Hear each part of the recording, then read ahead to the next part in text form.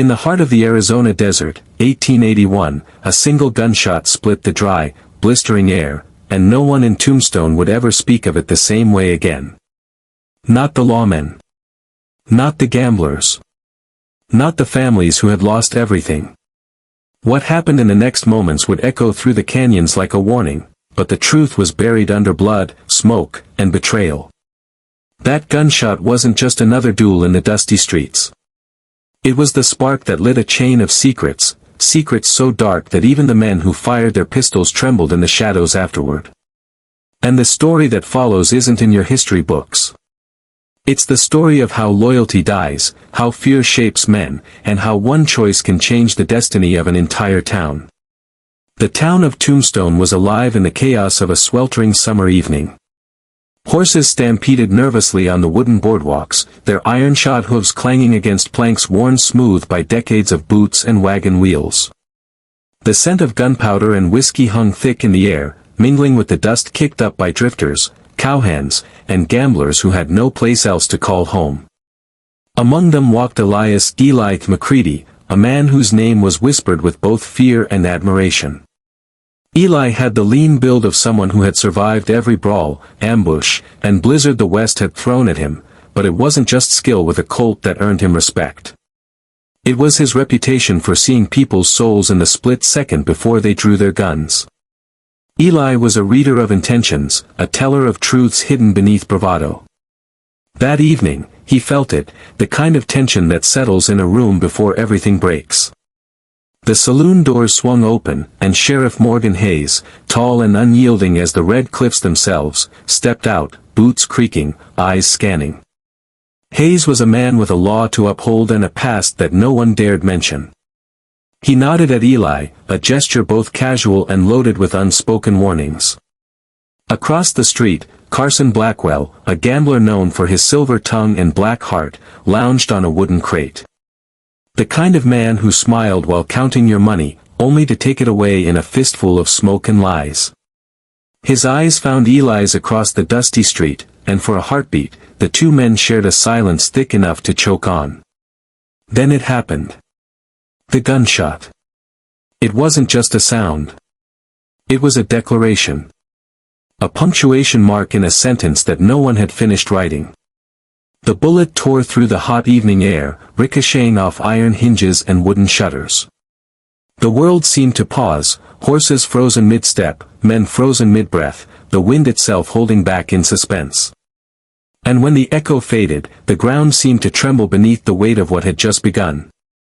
No one saw who had fired first. That was the secret the town would carry into the shadows. Some claimed it was Eli, though his hand had only brushed the holster. Others whispered it was Blackwell, trying to silence a debt that ran deeper than silver. But the truth, hidden, elusive, was far stranger than any theory. The saloon erupted in chaos. Glass shattered, chairs tipped, and women screamed as men dove for cover, pistols drawn and ready. Eli moved like a shadow, instinct guiding him toward the alley where the shot had originated, where the smell of gunpowder still lingered. But something caught his eye, something impossible in the harsh light of a desert sunset. A figure slipping away, not running, not panicked, moving deliberately, almost as if the gunshot had been part of a plan no one else could understand. Eli's mind raced. Every instinct he had honed in years of surviving the West screamed danger. But this was different. This was not a random duel, not a simple robbery gone wrong. It was a chess move in a game Eli didn't yet see, a game with stakes higher than life or death. It was about loyalty, betrayal, and a secret that could destroy everyone in Tombstone. He remembered the old stories, whispered in the corners of taverns and around dying campfires. Stories of men who gambled with lives, who traded honor for gold, and who vanished without a trace, leaving behind only questions that gnawed at the soul. And in that moment, Eli understood. He was standing at the beginning of one of those stories. The town's clock struck 7, but it might as well have been the last hour of the world. Sheriff Hayes shouted orders, trying to restore some semblance of law, but the chaos had already fractured every chain of control. Men pointed fingers, accused friends, and drew weapons that would not be needed. Yet Eli's eyes stayed on the alley. Because in the shadows, a second figure appeared, a man with a hat pulled low, a coat that flapped like a black flag in the wind. He was tall, unnaturally calm, and carried a smile that promised ruin. Not a man of the town. Not a drifter. Something else. Something older. And that was when Eli realized the first gunshot wasn't an end, it was an invitation. An invitation into a story of greed, revenge, and a secret buried so deep that even the desert sun seemed reluctant to touch it. He followed the figure, heart hammering, boots scraping against grit and stone, each step measured against the faint sound of another distant gunshot. The town behind him had become a stage for fear. Men whispered of curses and deals with the devil, of debts that could never be repaid. And yet, for Eli, the pull forward was irresistible. Because whatever lay in that alley was not just a man. It was a truth, one that would force every man, woman, and child in Tombstone to confront a question they had never dared to ask: who do you trust, when trust itself can kill? And as Eli stepped into the shadow, the figure turned, revealing a face he recognized, and didn't. A face from the past. A man he had called friend. A man whose loyalty had once seemed unshakable, until now. And in that moment, Eli Rea. The alley swallowed Eli like a living thing, dust curling around his boots and the walls whispering secrets older than the town itself. The man in the coat, his former friend, paused, a faint smirk dancing on his lips. Jonah Kincaid, once Eli's partner in every fight, every gamble, every misstep, looked at him not as a comrade, but as an obstacle. Eli, Jonah said softly, almost kindly, but there was a coldness behind the words that froze Eli's blood. You shouldn't have come here. Eli's hand hovered over his colt, but he didn't draw. Not yet. His mind raced through the years, remembering every laugh, every promise, every night they had watched the stars over the plains and sworn to have each other's back. That trust was a fragile thing, now broken in an instant. Then why fire the shot? Eli demanded, voice low but firm. Why drag Tombstone into this nightmare? Jonah's smile widened, the kind of smile that had once charmed women and men alike but now promised ruin. You really don't understand, do you? He said. This town, it's never been about law or honor. It's been about survival. And some of us, we survive by remembering that loyalty is a currency, not a virtue. Eli swallowed hard, the weight of that realization settling like lead in his chest. Survival. Currency. Betrayal. He had always known the West was ruthless, but the truth was sharper than any bullet. Behind them, the town of Tombstone hummed with panic. Shouts echoed from the saloon. Windows rattled in their frames. Somewhere, a horse screamed, its panic piercing the thick desert air. But in the alley, time slowed. Two men faced each other, friends turned enemies, and in the space between them hung every unspoken secret of their past. Jonah took a step closer. Do you remember the Henderson deal? He asked, voice smooth as silk, yet jagged like broken glass. The one we made under the old cottonwood? Eli's heart skipped. That deal had been meant to secure a small fortune, money that could have freed them from the endless grind of the West, but it had ended in fire, smoke, and a body buried under the sands. A secret never spoken, until now. You knew, Eli said, his voice barely above a whisper. You knew it would fail. Jonah's eyes glinted with a mixture of triumph and sorrow. I did what I had to do, he said. And now, the town owes me. Eli's grip on the colt tightened. Betrayal had many faces, but Jonah's was the one he had never imagined. And yet, as they circled each other like wolves, Eli understood something even more dangerous. Jonah had a plan, and Tombstone was only the beginning. The streets behind them began to stir with more than panic. Figures emerged from the shadows, men in dust-streaked coats, rifles slung across their shoulders, eyes gleaming with intent. They were not mere townsfolk. They were Jonah's men, shadows shaped into soldiers, ready to enforce his vision. And in that moment, Eli realized the true scale of what had just begun. This wasn't a duel. It was a takeover. Eli's instincts screamed at him. He couldn't confront them head-on, not with the odds stacked so mercilessly. Instead, he retreated, blending with the night, every sense on fire. Dust and the acrid scent of gunpowder clung to him as he moved, heartbeat hammering like a drum in the silence. He needed allies. He needed a plan. And most of all, he needed truth. The first person he sought was Sheriff Hayes. The lawman was a man of iron will, but even he could be shaken. Eli found him at the far edge of town, leaning against the jailhouse, revolver drawn, eyes scanning the horizon. "Hayes," Eli hissed. "It's worse than we thought. Jonah, he's planning something. He's taking the town. And he won't stop at Tombstone." Hayes straightened, the lines on his face hardening. "I felt it, Eli. The air itself smells of it. But we're outnumbered. He's got guns, allies, men who won't think twice before killing. And yet," Hayes paused, eyes narrowing. "We have something he doesn't." Eli tilted his head. "What's that?" "History," Hayes said simply. "We know him. We know his moves. And sometimes, knowing the enemy is all it takes to turn the tide." As the sun dipped below the horizon, painting the sky with streaks of crimson and gold, Eli and Hayes moved through the town like ghosts. Every corner, every shadow, could hide an ambush. Every passerby could be an informant. And through it all, the echo of that first gunshot lingered, a reminder that one act could ignite an inferno. Their plan was desperate but necessary. They would infiltrate Jonah's inner circle, find the weaknesses, and dismantle him from within. But the deeper they went, the more Eli realized the truth of Jonah's vision. He didn't just want control. He wanted fear. He wanted the town to kneel, to crumble under its own doubts, to pay for every sin they had ever committed in secret.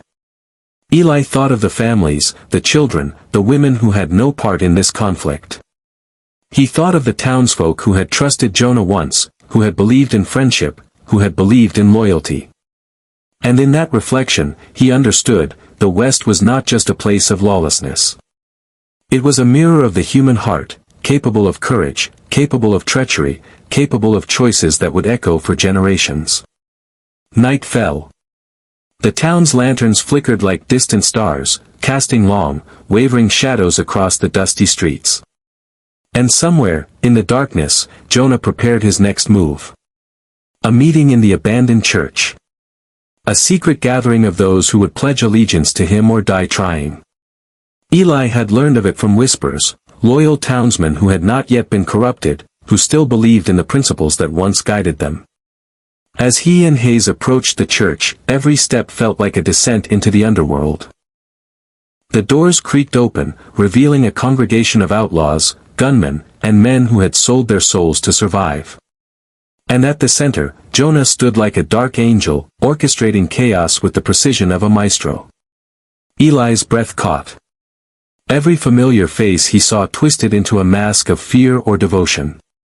The air vibrated with tension, each heartbeat synchronized with the slow, inevitable countdown to violence. Hayes whispered, "We strike now, or we wait and lose everything." Eli's mind raced. One wrong move, one miscalculation, and Tombstone would burn. He glanced at Jonah, smile cold, eyes sharp, hands resting on pistols like a man who had already won. But then Eli saw it, a flicker, a hesitation. A crack in Jonah's armor, however small, however fleeting. And in that instant, Eli realized, every empire, every plan built on fear, has a weakness. Even the darkest hearts bleed under pressure. And then the church doors burst open. Gunfire erupted. Shouts tore through the night like thunder. Lanterns shattered, splintering light across walls as shadows danced violently. Eli moved with purpose, a phantom of justice, striking at the men who had forgotten what it meant to fight for something more than themselves. Hayes covered his flank, precision and fury combining into a symphony of survival. Jonah's face twisted, not in pain, but in disbelief. You weren't supposed to," and in that moment, Eli realized the truth. Jonah had tried to hide behind bravado and terror. Fear could control a town, but loyalty, courage, and cunning could dismantle it faster than any bullet. And in that moment, Eli realized the truth. Jonah had tried to hide behind bravado and terror. Fear could control a town, but loyalty, courage, and cunning could dismantle it faster than any bullet. What are you willing to risk to protect what you love, and to unearth the truth that men killed to keep buried? The night air in Tombstone was thick with smoke, gunpowder, and the scent of fear. Lanterns flickered across shattered streets, casting jagged shadows that danced like ghosts of men who had once walked the town in innocence. Eli moved through the chaos, every sense sharpened, every heartbeat syncing with the rhythm of survival. The fight was not just for Tombstone, it was for the souls of those who had forgotten what courage looked like. Hayes was at his side, calm but fierce, a lawman wielding not only revolvers but resolve. They pushed forward into the heart of the storm, the abandoned church. Jonah awaited, standing tall amidst his followers, a dark conductor orchestrating terror. His smile had not faltered, but now there was something new in his eyes, a flicker of uncertainty, a whisper of doubt.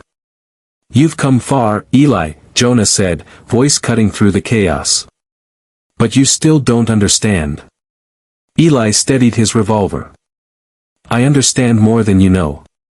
You can control fear. You can rule through it. But courage, loyalty, truth, they are harder to kill." Jonah's smirk deepened. "Then let's see whose truth survives the night." Gunfire erupted once again, this time more deliberate, more lethal. Men fell, screams split the air, and the church became a battlefield where morality clashed with ambition. Eli and Hayes moved with precision, disabling threats, shielding townsfolk who had been trapped by fear and indecision. Amidst the chaos, Eli noticed Jonah's focus was divided. There was another figure moving silently through the shadows, someone Jonah did not see. A young woman, her eyes fierce with determination, carrying a pistol she had never fired in anger before. She was Lydia Harper, a resident of Tombstone whose family had been ruined by Jonah's greed. Her presence was unexpected, a wild card that neither side had anticipated. She aimed carefully, and the bullet struck a critical target, one of Jonah's lieutenants, shattering the balance he had meticulously crafted. Chaos erupted further, and for a moment, Jonah's composure cracked. His plans were unraveling faster than he could patch them. Eli seized the moment. He lunged toward Jonah, revolver raised, every nerve screaming. Jonah dodged, twisting with unnatural agility, but the room itself seemed to conspire against him, fallen beams, smashed lanterns, and the shouts of desperate men creating a symphony of disorder. And then it happened, the twist. A hidden compartment behind the altar swung open, revealing evidence of a betrayal older than the town itself. Maps, letters, and ledgers, proof that Jonah had been manipulated by a shadowy syndicate, men from outside Tombstone who had used him as a pawn. The very people he thought he controlled had controlled him. Jonah froze, the revelation crashing into him like a thunderbolt. His eyes darted to Eli, a mixture of fear, rage, and disbelief. "No, this can't be. I was supposed to be the master." Eli lowered his revolver slightly, voice steady. "No one is ever truly a master, Jonah. Not of men, not of fate. And certainly not of history. You were a piece on a board far larger than you realized." For a heartbeat, the world paused. The gunfire faded, the chaos softened, and the truth lay bare like a desert stripped by the wind. Jonah's empire of fear crumbled, not through bullets alone, but through the revelation of hidden forces, loyalty, and courage that could not be bought or broken. Hayes stepped forward, placing a firm hand on Jonah's shoulder. "History will remember this night differently," he said quietly. "But the people of Tombstone, they will remember what courage looks like. And fear doesn't survive when it's faced with the truth." Lydia, trembling but resolute, lowered her pistol. "We have a choice," she said. "We can rebuild. Or we can let this destroy us." Eli looked around at the town, the streets scarred, the people exhausted, the town alive yet fragile. He realized something profound: the West was not merely a place of violence or lawlessness. It was a crucible of human character, where every choice, every act of courage or betrayal, left a mark deeper than any gunshot. Jonah, defeated and exposed, sank to his knees. He looked at Eli, eyes filled with regret. I thought power was everything," he admitted, voice cracking. "But I see now, it's loyalty, it's honor, it's the courage to do what's right, even when it's the hardest choice." Eli nodded. "And sometimes, redemption is possible. But it comes at a cost. Remember that, Jonah. Remember it well." Outside, the first light of dawn began to break over Tombstone. The desert air shimmered with heat and dust, but also with possibility. The town was battered, yes, but alive. And in that survival lay a lesson that the West had always whispered: fear can dominate a moment, but courage shapes a lifetime. Eli walked through the streets, taking in the aftermath. Broken windows, trampled dust, and yet, life persisted. He stopped at the edge of the town, looking out over the vast, untamed horizon. "The West," he said softly, voice carrying across the plains, "is more than blood and bullets. It is the story of men who face impossible odds, who choose to stand when the world tells them to fall. It is the story of loyalty tested, of courage forged in fire, and of the truth that even the darkest nights cannot extinguish light." He remembered every friend lost, every betrayal endured, every choice that had led him here. And he understood, in a way that only those who have faced death and betrayal can: history is not made by the gunshots we fire, but by the decisions we make in the moments we are tested most. As the sun rose, Eli turned back to the town. Tombstone would heal, but it would never forget. And neither would he. For in every shadow, every alley, every dusty street, the story of that night would linger, a reminder of the delicate balance between fear and courage, betrayal and loyalty, life and legacy. And somewhere, beneath the endless sky, the West whispered again, timeless and eternal: the measure of a man is not the guns he carries, nor the victories he claims, but the truths he chooses to face, even when they could destroy him.